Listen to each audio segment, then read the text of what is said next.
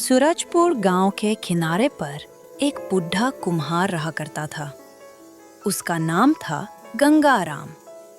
आज सुबह की पहली किरण भी उसकी झोपड़ी पर उड़ासी लेकर आई थी। चारों तरफ सन्नाटा था। एक टूटा हुआ चरखा, एक बीमर गाय और बंद दरवाजा, जैसे जिंदगी थम गई हो। झोपड़ी के अंदर घना अंधेरा था। सिर्फ एक पतली सी किरण छत की दरार से अंदर आ रही थी। धूल के कान धीरे धीरे हवा में तायर रहे थे। गंगाराम अपनी खटिया पर पड़ा था। उसकी सांस धीमी थी, आंखें बंद थीं। शरीर में कोई हरकत नहीं थी, जैसे नींद भी अब उससे थक चुकी हो। सुबह हो चुकी थी। बाहर चिड़ियों की आवाजें आने लगी थी, लेकिन गंगाराम की आंखों में अब कोई चमक नहीं थी। उसने धीरे से आंखें खोलीं, छत की तरफ देखा। कुछ पल ऐसे ही पड़े रहे, फिर एक लंबी सांस ली। आंखें फिर से अटखुली हो गईं। जागना भी अब एक बोझ लगता था। गंगाराम ने बाहों के बल अपने आप को उठाया। हाथ थर थर कांप रहे थे। सारी उम्र मिट्टी उठते उठते बूढ़े हो चुके थे। उन हाथों में अब ताकत नहीं थी। वो किसी तरह खटिया के किनारे बैठ गया। पैर जमीन पर रखे, गर्दन झुक गई, सांस फूल गई। गमछा कंधे से सरक कर नीचे गिर गया, जैसे जिंदगी ने भी साथ छोड़ दिया हो। गंगाराम ने अपने हाथों को देखा, वही हाथ जिन्होंने कभी मिट्टी में जान डाली थी। जिन हाथों ने हजारों बर्तन बनाए थे, आज वो बेजान से थे। लाकेरें ढूंढली पड़ चुकी थे, उंगलियां कांप रही थे। मिट्टी की वो पकड़ भी अब हाथों ने भुला दी थी, जैसे अपनी पहचान ही खो गई हो। वो धीरे धीरे उठा, दीवार का सहारा लिया और चरखे की तरफ बढ़ने लगा। कदम ऐसे थे जैसे साल चल रहे हों। चरखा उसकी जिंदगी का गवाह था। कभी वो उस पर मिट्टी रखता था, आज उस चरखे पर धूल जामी थी। मकड़ी के जाले थे। गंगाराम ने एक हाथ आगे बढ़ाया और कांपते हाथों से चरखे को छू लिया, जैसे किसी पुराने दोस्त से मिल रहा हो। गंगाराम ने पट्टा उठाया, जोर लगाया, अपनी पूरी जान लगाकर चरखा घुमाने की कोशिश की, लेकिन चरखा रुका का रुका रह गया। सिर्फ एक चौथाई घूमा, फिर अटक गया। उसने फिर कोशिश की, पसीना छूट गया, चेहरा लाल हो गया, लेकिन चरखा नहीं घूमा। उसके हाथों से पत्ता छूट गया और जमीन पर गिर गया। चरखे की तरह गंगाराम की हिम्मत भी टूट गई। अचानक खांसी का एक जोरदार पड़ा। गंगाराम दोहरा गया, सीना पकड़ लिया, पूरा शरीर कांप गया। खांसी ने उसकी सांस रोक ली। आंखों में पानी आ गया, गमछा भी गिर गया। वो कुछ पल ऐसे ही पड़ा रहा, कामजोर, टूटा हुआ, जैसे उम्र पूरी ताकत निचोड़ चुकी हो। थक कर वो घुटनों के बल जमीन पर गिर गया, हाथ जोड़ लिए। ऊपर छत की दरार से आती रोशनी को देखा। वो रोशनी की एक पतली लकीर थी, और उस अंधेरे में गंगाराम ने दिल ही दिल में एक भीख मांगी। कोई उम्मीद, कोई रास्ता, कोई सहारा। आंखों में आंसू थे, पर आवाज नहीं थी, सिर्फ खामोशी थी और एक टूटा हुआ इंसान। तभी दरवाजे पर हल्की सी हरकत हुई। मीरा आई, छोटी सी मीरा, हाथों में पानी की कटोरी लिए। उसने देखा उसके पिताजी जमीन पर बैठे हैं। चेहरा उतरा हुआ है, आंखों में आंसू हैं। बिना कुछ बोले वो धीरे से आगे बढ़ी, पानी की कटोरी उनके सामने रखी और अपना नहा हाथ पिताजी की पीठ पर रख दिया। कोई सवाल नहीं, कोई शिकायत नहीं, सिर्फ एक बेटी का प्यार, एक खामोश दुआ की तरह। गंगाराम ने कांपते हाथों से कटोरी उठाई और धीरे धीरे पानी पिया। पानी ने उसके सूखे गले को राहत दी। उसके कंधे थोड़े ढीले पड़े। उसने कटोरी नीचे रखी, फिर अपनी बेटी की तरफ देखा। चेहरे पर एक छोटी सी मुस्कान आई, थकी हुई लेकिन सच्ची। उसने हाथ बढ़ाया और मीरा के सिर पर प्यार से हाथ रखा। मीरा ने भी अपने पिताजी की तरफ देखा और उसकी आंखों में थोड़ी सी उम्मीद लौटी। मीरा की नजर चरखे पर पड़ी, वो चरखा जो कभी घूमता था, जिस पर उसके पिताजी मिट्टी रखते थे। आज उस पर धूल की एक मोटी परत थी, मकड़ी के जाले थे। मीरा ने धीरे से चलकर चरखे को छुआ, फिर पलटकर अपने पिताजी को देखा। वो अभी भी जमीन पर बैठे थे, गर्दन झुकी हुई थी। मीरा की आंखों में एक उदास सवाल था, अब क्या होगा पिताजी? तभी दरवाजे की रोशनी धुंधली पड़ी, जैसे किसी ने सूरज को रोक लिया हो। एक लंबा साया जमीन पर फैल गया। हवा थम गई, चिड़िया चुप हो गई। गंगाराम ने अपना सिर उठाया, आंखें सिकोड़कर दरवाजे की तरफ देखा। मीरा ने भी मुड़कर देखा। वो डरते हुए 2 कदम पीछे बढ़ी और अपना हाथ पिताजी के कंधे की तरफ बढ़ाया। दरवाजे पर एक लंबा काया खड़ा था, सफेद वस्त्र, चेहरे पर एक अजब सी शांति, जैसे किसी और दुनिया से आया हो। उसके आने से पूरी झोपड़ी एक नरम सुनहरी रोशनी से भर गई। वो अंदर आया। उसने अपनी सोना जैसी आंखों से चारों तरफ देखा। टूटा चरखा, ठंडा चूल्हा, जमीन पर बैठे 2 इंसान। उसके चेहरे पर ममता थी, जैसे वो सब कुछ जानता हो।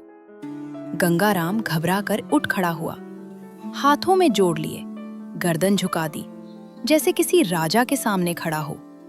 मीरा ने भी अपने पिताजी को देखा और वैसे ही अपने नन्हे हाथों को जोड़ लिया, गर्दन झुका दी। अनोखा मेहमान चुपचाप खड़ा रहा। उसने अपना एक हाथ उठाया और एक हल्का सा इशारा किया, जैसे कह रहा हो, घबराओ मत, शांत हो जाओ। मेहमान ने अपना हाथ ऊपर उठाया। हथेली खुली थी, उसकी आंखें बंद हो गईं और उसके शरीर से एक तेज सुनहरी रोशनी निकली। वो रोशनी गंगाराम और मीरा पर पड़ी, जैसे कोई आशीर्वाद बरसा रहा हो। गंगाराम ने आंखें बंद कर ली, सर और झुका दिया। उसके कंधों का तनाव कम हो गया। मीरा ने ऊपर देखा। उसकी आंखों में एक गहरी शांति थी और होठों पर एक नन्ही सी मुस्कान। गंगाराम ने आंखें खोली। वो झटपट उठा, एक कोने में रखे पानी के घड़े के पास गया। कांपते हाथों से एक छोटी कटोरी में पानी डाला और दोनों हाथों से पकड़कर मेहमान के सामने पेश किया। उसका सर झुका हुआ था, आंखें नीचे थीं, जैसे कह रहा हो, माफ करना, इस झोपड़ी में इससे ज्यादा कुछ नहीं। मेहमान ने वो मिट्टी की कटोरी दोनों हाथों से ली और प्यार से मुस्कुराया, जैसे उसे दुनिया का सबसे कीमती तोहफा मिल गया हो। मेहमान ने पानी पिया, कटोरी धीरे से रख दी। फिर उसने मुड़कर चरखे की तरफ देखा। वो चरखा जो कभी गंगाराम की जिंदगी था और अब बेजान पड़ा था। मेहमान धीरे धीरे चरखे के पास गया, अपना हाथ बढ़ाया और धूल से सनी उस लकड़ी पर हाथ रख दिया। उसकी आंखें बंद हो गईं, जैसे वो उस चरखे का दर्द महसूस कर रहा हो, जैसे उसे पता हो यही गंगाराम की पहली जरूरत है। फिर मेहमान ने आंखें खोली। वो पलटकर गंगाराम की तरफ मुखातिब हुआ। उसकी सुनहरी आंखों में एक गहरा राज था, एक छुपी हुई मुस्कान थी। उसने धीरे से अपना हाथ अपने सफेद वस्त्रों के अंदर डाला, बिल्कुल दिल के पास। गंगाराम की सांस रुक गई। वो आगे की तरफ झुक गया, आंखें पूरी तरह खुली थीं, हाथ आपस में जकड़े हुए थे, जैसे उसकी पूरी जिंदगी रुकी हो। मेहमान ने अपना हाथ बाहर निकाला। उसकी हथेली पर एक छोटी सी चीज थी। वो एक मिट्टी का घड़ा था, छोटा सा, गहरा भूरा रंग, और उस पर एक लंबी सी दरार थी। लेकिन उस दरार के अंदर कुछ चमक रहा था, एक हल्की सुनहरी रोशनी, जैसे अंदर कोई दिया जलता हो। मेहमान ने वो घड़ा दोनों हाथों से उठाया, और गंगाराम की तरफ बढ़ाया, जैसे वो दुनिया का सबसे अनमोल खजाना हो। गंगाराम ने देखा, चेहरा उलझन में पड़ गया। एक टूटा हुआ घड़ा, ये क्या माया है? गंगाराम ने घड़े को गौर से देखा। उसकी नजर दरार पर टिकी थी। उसने अपनी कांपती हुई उंगली उठाई और दरार की तरफ इशारा किया। फिर मेहमान की तरफ देखा। उसकी भौहें ऊपर उठी हुई थीं। चेहरे पर सवाल था, बाबा, ये तो टूटा हुआ है। मेहमान ने कोई जवाब नहीं दिया, बस उसकी मुस्कान थोड़ी और चौड़ी हो गई। उसकी सुनहरी आंखों के कोने सिकुड़ गए। उसने हल्का सा सिर हिलाया, जैसे कह रहा हो, दरार कोई कमी नहीं है, तुम समझ जाओगे। फिर मेहमान ने अपने दोनों हाथ आगे बढ़ाए और बड़े प्यार से वो घड़ा गंगाराम की प्रतीक्षा करती हथेलियों में रख दिया। जैसे ही घड़ा गंगाराम के हाथों में आया, दरार की रोशनी एक बार तेज हुई, जैसे कोई संबंध जुड़ गया हो। गंगाराम की कांपती हुई उंगलियां धीरे धीरे घड़े के चारों तरफ बंद हो गईं। उसने घड़े को अपने सीने से लगा लिया। मेहमान ने हाथ हटा लिए और एक कदम पीछे हट गया। गंगाराम ने सिर नहीं उठाया, बस घड़े को देखता रहा। उसकी आंखों में हैरानी थी और एक नई जिम्मेदारी का बोझ। मेहमान के चेहरे पर अब एक नया भाव आया। शांति अब भी थी, लेकिन साथ में गंभीरता भी थी। उसने अपने दाएं हाथ की एक उंगली ऊपर उठाई, बिल्कुल गंगाराम की आंखों के सामने। इशारा साफ था, ध्यान से सुनो, एक नियम है। गंगाराम ने उस उंगली को देखा। उसकी आंखें चौड़ी थीं। उसने धीरे धीरे सिर हिलाया, घड़े को और कसकर पकड़ लिया। फिर मेहमान ने वही उंगली घड़े की तरफ की और फिर खुले दरवाजे की तरफ, जहां सुबह का सूरज दिख रहा था।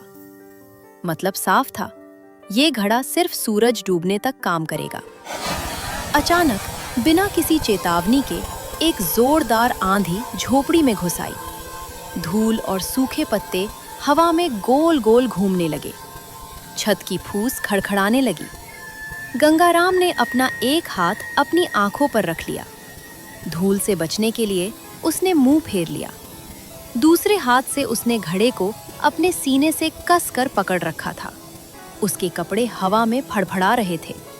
लेकिन इस अफरा तफरी के बीच मेहमान बिल्कुल शांत खड़ा था। हवा उसे छू भी नहीं रही थी। उसके सफेद वस्त्र खूबसूरती से लहरा रहे थे और उसका शरीर धीरे धीरे सुनहरे कणों में बदलने लगा। आंधी जैसे अचानक आई थी, वैसे ही अचानक रुक गई। धूल और पत्ते हवा में रुके और फिर धीरे धीरे जमीन पर बैठ गए। गंगाराम ने अपनी आंखों पर से हाथ हटाया और देखा, झोपड़ी बिल्कुल शांत थी। दरवाजा खुला था। सुबह की रोशनी अंदर आ रही थी, लेकिन मेहमान गायब था, पूरी तरह से गायब। कोई निशान नहीं। जहां वो खड़ा था, वहां कुछ नहीं था। गंगाराम ने इधर-उधर देखा, दरवाजे की तरफ, कोनों की तरफ। उसे यकीन नहीं हो रहा था। फिर उसने अपने हाथों में पकड़े घड़े को देखा। घड़ा अभी भी था। दरार अभी भी चमक रही थी। वो गर्म था, कम से कम ये सच था। गंगाराम अकेला खड़ा था। उसने घड़े को अपने चेहरे के करीब उठाया। अपनी थकी हुई आंखों से उसने घड़े को ध्यान से देखा। उसकी बनावट, उसका रंग और वो दरार। उसने अपना कांपता हुआ अंगूठा धीरे से दरार के किनारे पर फिराया। घड़ा गर्म था, जिंदा था। दरार के अंदर की सुनहरी रोशनी उसके चेहरे पर पड़ रही थी। उसने खुले दरवाजे की तरफ देखा, फिर वापस घड़े की तरफ। उसके चेहरे पर गहरी सोच थी और एक धीमा सा यकीन जाग रहा था। तभी अचानक दरार की रोशनी तेज हो गई, बहुत तेज। एक गहरी, चमकती हुई, जीवंत सुनहरी रोशनी। रोशनी दरार से बाहर फूट पड़ी। सारी झोपड़ी सुनहरी हो गई। दीवारों पर रोशनी थिरकने लगी। गंगाराम की आंखें फैल गईं। उसकी पुतलियों में सुनहरी रोशनी चमक रही थी। वो पूरी तरह से जड़ हो गया। पलक भी नहीं झपकी। सांस रुक गई। घड़ा उसके हाथों में गर्म था, लेकिन जल नहीं रहा था, बस जिंदा था। और जादू से भरा हुआ। मीरा, जो अब तक डर के मारे पीछे छुपी हुई थी, धीरे धीरे आगे आई। सुनहरी रोशनी ने उसे खींच लिया था। गंगाराम ने अपनी बेटी को देखा और दर्द सहते हुए धीरे धीरे घुटनों के बल बैठ गया। उसने घड़ा मीरा के सामने किया ताकि वो अच्छी तरह देख सके। मीरा की आंखें बहुत बड़ी हो गईं। उसके चेहरे पर एक बहुत बड़ी खामोश मुस्कान फैल गई। उसने अपने पिताजी की तरफ देखा, फिर घरे की तरफ, फिर धीरे धीरे डरते डरते अपनी एक नन्ही उंगली आगे बढ़ाई और चमकती हुई दरार को छू लिया। दरार की रोशनी उसके स्पर्श से और तेज हो गई। मीरा ने एक हल्की सी सांस ली और उसकी मुस्कान और भी बड़ी हो गई। गंगाराम धीरे धीरे उठ खड़ा हुआ, लेकिन इस बार उसकी कमर पहले से थोड़ी सीधी थी। उसके बूढ़े शरीर में एक नई ताकत आ गई थी। उसने घड़े को अपने सीने से लगा लिया, दोनों बाहों से कसकर पकड़ लिया, जैसे कोई पिता अपने नवजात बच्चे को गोद में लेता है। उसकी ठुड्डी सख्त थी, आंखों में एक नई चमक थी। उसने खुले दरवाजे की तरफ देखा, जहां गांव सुबह की रोशनी में नहाया हुआ था। उसने एक दृढ़ सिर हिलाया, अपने आप से एक वादा किया। फिर उसने मीरा की तरफ देखा, जो उम्मीद भरी आंखों से उसे देख रही थी, और उसे भी एक भरोसे भरी नजर दी। गंगाराम दरवाजे की तरफ बढ़ा। मीरा उसके पीछे पीछे थी। उसने अपना हाथ बढ़ाया और पुराने लकड़ी के दरवाजे को पूरा खोल दिया। दरवाजा चरमराया और अचानक पूरी की पूरी सुनहरी सुबह झोपड़ी में घुस आई। सारा अंधेरा गायब हो गया। गंगाराम दरवाजे में खड़ा हो गया। उसकी पतली सी आकृति के पीछे तेज सुनहरी रोशनी थी। घड़ा उसकी बाह में सुरक्षित था। उसने सामने गांव को देखा, दूर तक फैले खेत, पेड़, जागती हुई दुनिया। एक छोटी सी उम्मीद भरी मुस्कान उसके थके हुए चेहरे पर आ गई। सूरज पूरी तरह से निकल चुका था। एक नई सुबह थी और एक नई उम्मीद। झोपड़ी के एक कोने में उनकी बीमार गाय सूखी घास पर लेटी हुई थी। उसकी पसलियां दिख रही थीं, आंखें अध खुली थीं। मीरा उसके पास बैठी थी, अपने घुटनों को सीने से लगाए हुए। वह धीरे धीरे गाय के सिर पर हाथ फेर रही थी। उसकी आंखों में गहरी चिंता थी, भौहें सिकुड़ी हुई थीं। गंगाराम कुछ दूर खड़ा ये सब देख रहा था। जादुई घड़ा उसके सीने से लगा हुआ था। उसकी नजर अपनी बेटी पर गई, फिर बीमार गाय पर और फिर घड़े पर। गंगाराम ने घड़े को अपने दोनों हाथों में उठाया, अपनी आंखें बंद कर ली। उसकी भौहें सिकुड़ गईं। होठ हल्के हल्के हिल रहे थे, जैसे दिल ही दिल में कोई प्रार्थना कर रहा हो। उसने एक गहरी सांस ली और आंखें खोल दी। उसकी ठुड्डी सख्त हो गई थी। अब उसने फैसला कर लिया था, वह इस जादू को आजमाएगा, अपने लिए नहीं, गाय के लिए, मीरा के लिए। गंगाराम ने धीरे धीरे अपना हाथ घड़े के मुंह में डाला। उसकी उंगलियां अंदर गईं, फिर हाथ, फिर कलाई। उसका हाथ घड़े के अंदर जितना गहरा जा रहा था, उतना ही अंदर समा रहा था। ये देखने में असंभव लग रहा था। एक छोटे से घड़े में इतनी गहराई कहां से आ गई? दरार की सुनहरी रोशनी तेज हो गई। उसकी बाह कांपने लगी। गंगाराम की आंखें फैल गईं। उसे यकीन नहीं हो रहा था। गंगाराम ने धीरे धीरे अपना हाथ बाहर निकालना शुरू किया, और जैसे जैसे हाथ बाहर आया, उसके साथ एक चमत्कार बाहर आया। घड़े के मुंह से ताजी हरी हरी घास का एक बहुत बड़ा गट्ठर बाहर निकल रहा था। घास पर ओस की बूंदें चमक रही थीं। वो इतनी ताजी थी जैसे अभी अभी खेत से काटी गई हो। सुनहरी रोशनी में घास और भी खूबसूरत लग रही थी। गंगाराम ने अपनी आंखों पर यकीन नहीं किया। वो बस देखता रह गया। मीरा की आंखों में चमक आ गई। उसकी उदासी पल भर में गायब हो गई और उसके चेहरे पर एक बहुत बड़ी खामोश मुस्कान फैल गई। वो उठकर दौड़ी, अपने पिताजी के पास आई। उनके हाथ से घास का गट्ठर लिया और दौड़कर वापस गाय के पास गई। उसने वो ताजी घास गाय के सामने रख दी। गाय ने कमजोरी से अपना सिर उठाया और घास को सूंघने लगी। गंगाराम वहीं घुटनों पर बैठा रहा। उसने अपने हाथों में घड़े को घुमाकर देखा। उसे चारों तरफ से निहारा। पुरानी झुर्रीदार उंगलियों से घड़े की मिट्टी को छुआ, दरार को छुआ। सुनहरी रोशनी अब भी धीरे धीरे चमक रही थी। उसने घड़े के अंदर झांका। अब वो बिल्कुल साधारण दिख रहा था। उसने धीरे धीरे अपना सिर हिलाया, हैरानी से, और फिर एक गहरी सांस ली। अब उसे पूरा यकीन हो गया था, ये सब सच था। गाय ने अपना सिर उठाया, ताजी घास को सूंघा और फिर धीरे धीरे, कमजोरी के साथ ही सही, खाना शुरू कर दिया। उसका मुंह चल रहा था, हरी घास चबा रही थी, हर कौर के साथ जैसे उसमें थोड़ी सी जान लौट रही थी। मीरा उसके पास ही बैठी थी। उसकी आंखों में खुशी के आंसू थे। उसने अपना छोटा सा हाथ बढ़ाकर गाय की गर्दन पर रख दिया और प्यार से सहलाने लगी। मीरा मुड़ी। उसने अपने पिताजी की तरफ देखा।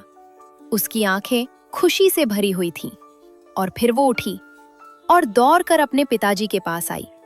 उसने अपनी दोनों बाहें फैलाईं और अपने पिताजी को कसकर गले लगा लिया। अपना चेहरा उनके कंधे में छुपा लिया, जैसे कभी छोड़ेगी ही नहीं। गंगाराम थोड़ा पीछे हुआ, फिर उसके चेहरे पर एक प्यार भरी मुस्कान आई। उसने अपना हाथ उठाया और प्यार से मीरा की पीठ थपथपाई। गंगाराम झोपड़ी से बाहर आया। सुबह का सूरज पूरी तरह निकल चुका था। दरवाजे पर एक लकड़ी की तख्ती लगी हुई थी, जिस पर कोयले से लिखा था, कीमत आपकी सबसे गहरी जरूरत। गंगाराम ने उस तख्ती को पढ़ा और संतोष से सिर हिलाया। मीरा उसके पास ही खड़ी थी। उसने भी तख्ती को देखा, फिर अपने पिताजी की तरफ देखा और उनका हाथ पकड़ लिया। दूर गांव के रास्ते पर कुछ लोग रुककर उनकी झोपड़ी की तरफ देख रहे थे। गांव के चौक में सुबह की हलचल थी। पेड़ के नीचे एक बूढ़ा भिखारी बैठा था। ठंड से कांप रहा था। उसके पैर नंगे थे, फटे हुए। गंगाराम उसके पास गया। उसने अपना जादुई घड़ा उठाया, अंदर हाथ डाला और बाहर निकाला चमड़े के 2 मजबूत जूते। भिखारी की आंखें फैल गईं। आसपास खड़े गांव वाले दंग रह गए। गंगाराम ने घुटने पर बैठकर वो जूते भिखारी के आगे रख दिए। उसके चेहरे पर एक कोमल मुस्कान थी। भिखारी ने अपने पैरों में नए जूते देखे। उसकी आंखें भर आईं। वो झुका और उसने गंगाराम के पैर छू लिए। उसके गंदे चेहरे पर आंसू बह रहे थे। गंगाराम घबरा गया। उसने भिखारी के कंधे पकड़े और उसे उठाने की कोशिश की। उसकी आंखें कह रही थीं, नहीं नहीं, ऐसा मत करो। ये मेरी जरूरत नहीं, तुम्हारी जरूरत थी। शाम का वक्त था। हवा में ठंडक थी। गांव के चौकीदार की पतली सी शाल उसे ठंड से नहीं बचा पा रही थी। वो अपनी बाहें रगड़ रहा था। दांत किटकिटा रहे थे। गंगाराम उसके पास गया। उसने जादुई घड़े में हाथ डाला और एक मोटा गरम ऊनी कंबल बाहर निकाला।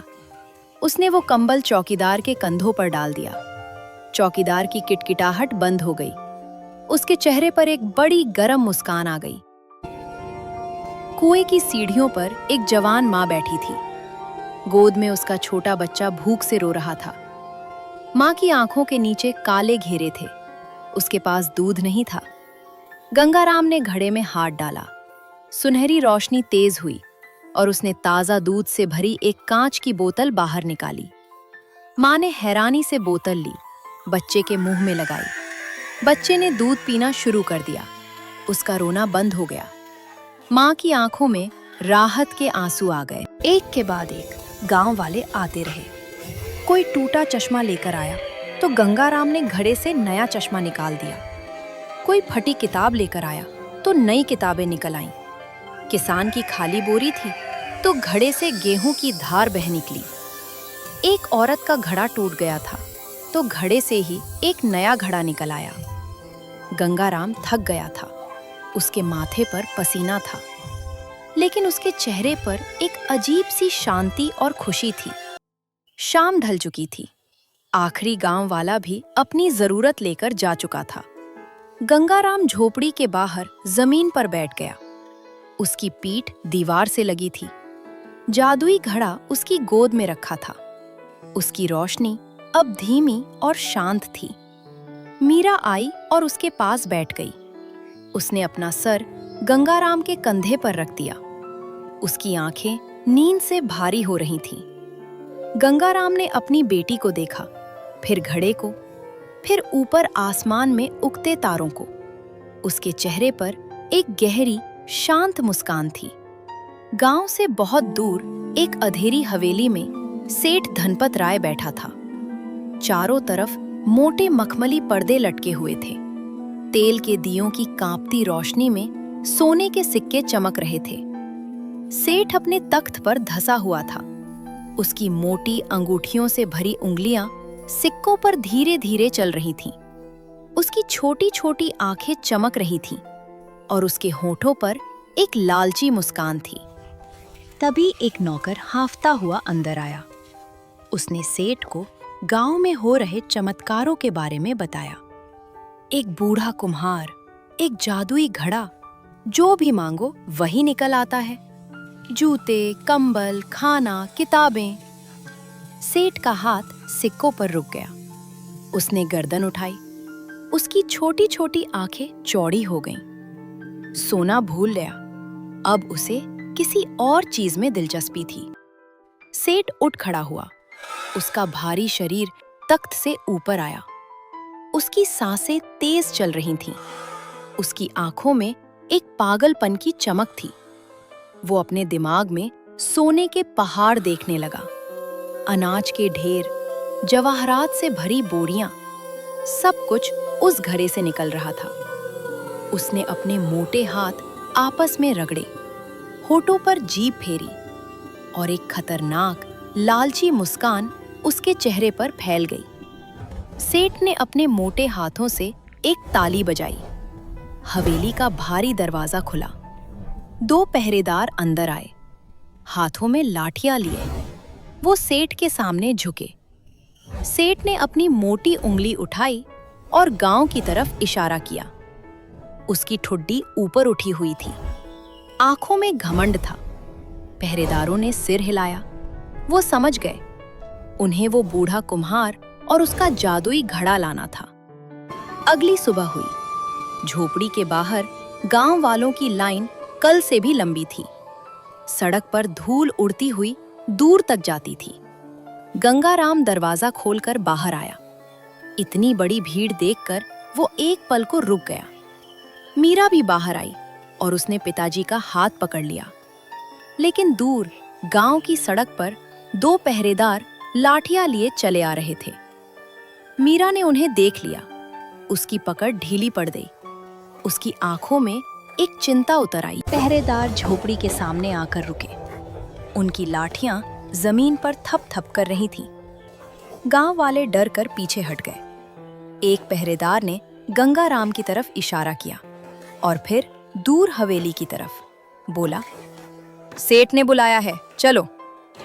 गंगाराम ने मीरा को अपने पीछे कर लिया और जादुई घड़े को अपने सीने से लगा लिया। उसकी आंखों में डर नहीं था, बस एक गहरी सतर्कता थी। गंगाराम मुड़ा। उसने घुटने पर बैठकर मीरा के कंधे पर हाथ रखा। उसकी आंखों में प्यार और हिम्मत थी। उसने अपनी बेटी को एक छोटी सी बहादुर मुस्कान दी और धीरे धीरे सिर हिलाया, जैसे कह रहा हो, डरना मत, मैं जल्दी वापस आऊंगा। मीरा की आंखों में आंसू थे, लेकिन उसने भी अपने पिताजी पर भरोसा करते हुए हिम्मत से सिर हिला दिया।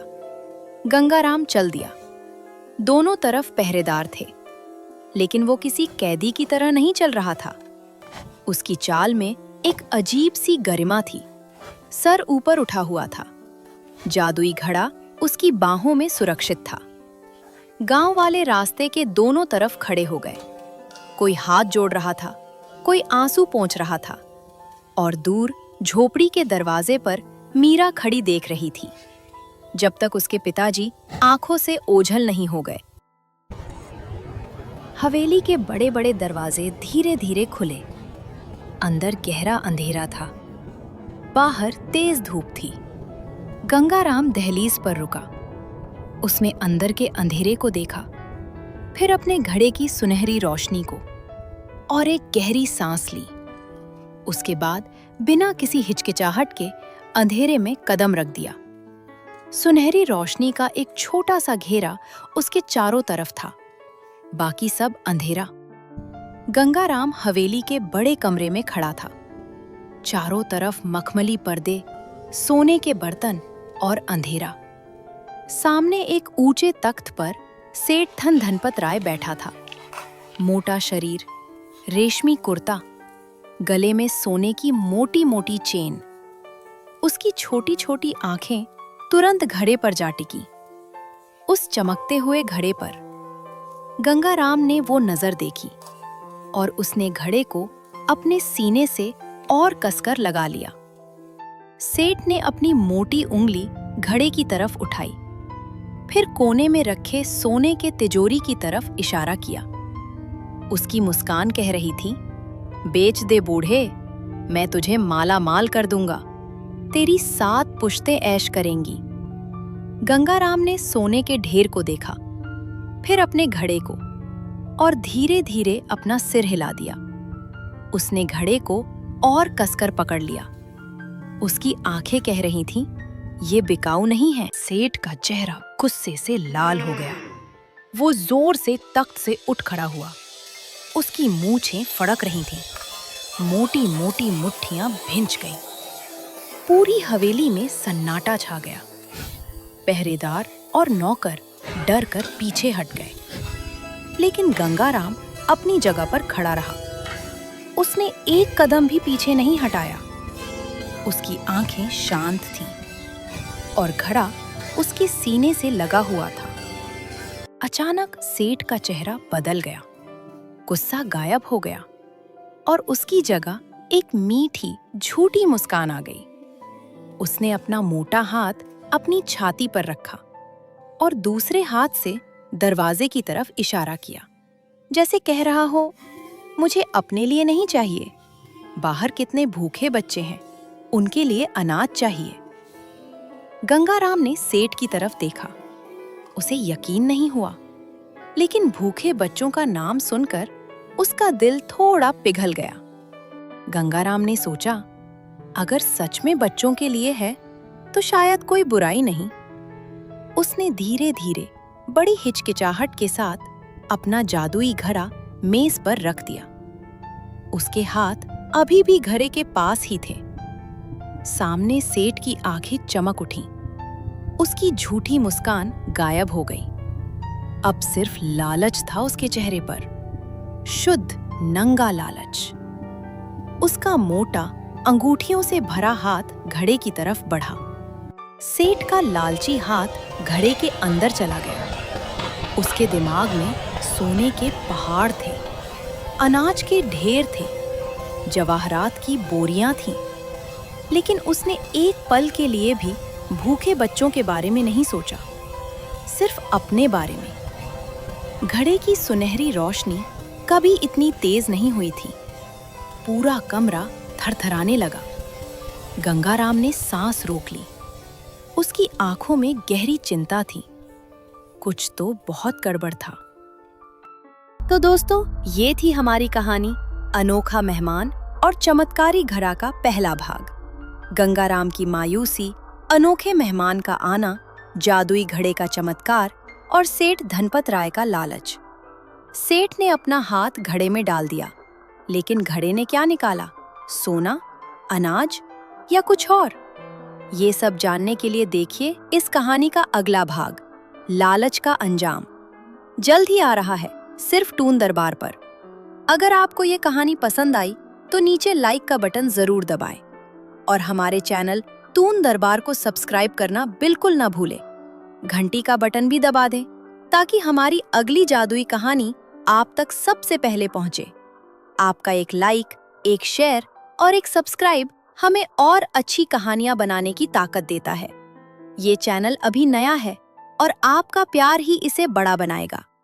तब तक के लिए अपना ख्याल रखिए और याद रखिए, जरूरत में जादू है, लालच में नहीं। नमस्ते।